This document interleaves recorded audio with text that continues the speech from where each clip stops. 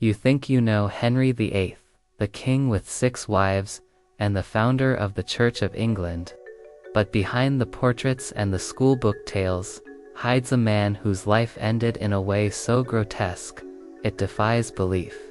A king so swollen with disease that his own body began to rot while he was still alive.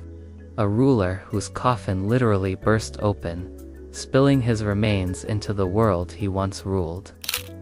This isn't just history. This is a medieval horror story. By the end of his reign, Henry VIII was unrecognizable from the handsome, athletic prince of his youth. His waist measured nearly 54 inches, wider than most men were tall. He weighed an estimated 400 pounds in an age when the average man weighed just over 140. But it wasn't simply obesity. His legs were ravaged by open ulcers that oozed foul-smelling pus day and night. Servants gagged at the stench, and courtiers stuffed their noses with perfumed cloth just to approach him. Dressing the king became so unbearable that attendants drew straws to decide who would get stuck with the job.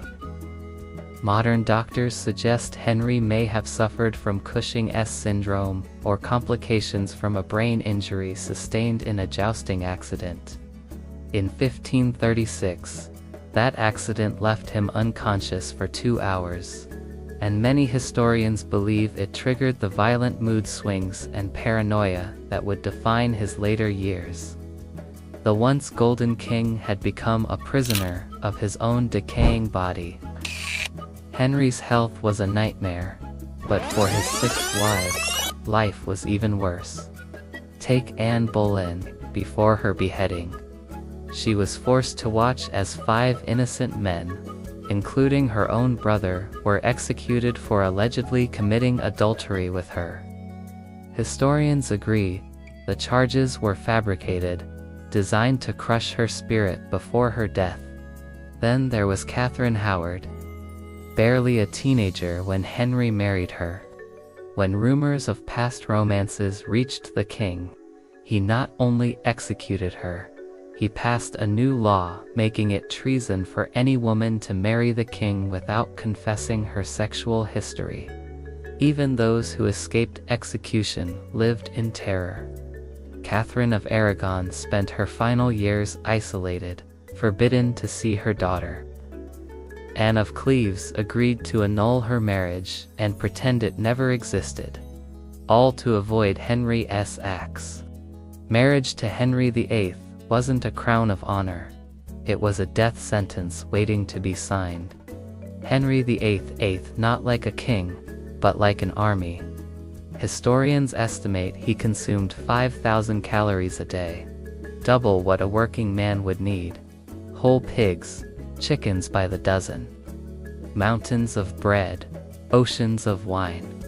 His kitchens employed more than 200 people, preparing 800 dishes daily to keep up with his demands.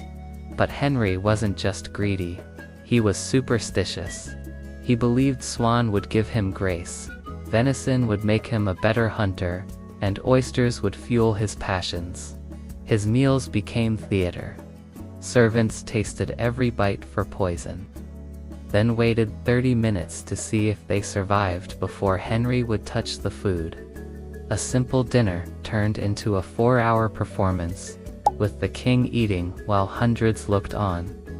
Even as ulcers ate away at his flesh, Henry gorged himself, convinced that royal blood made him untouchable by mortal ailments. But Henry's gluttony was matched only by his paranoia.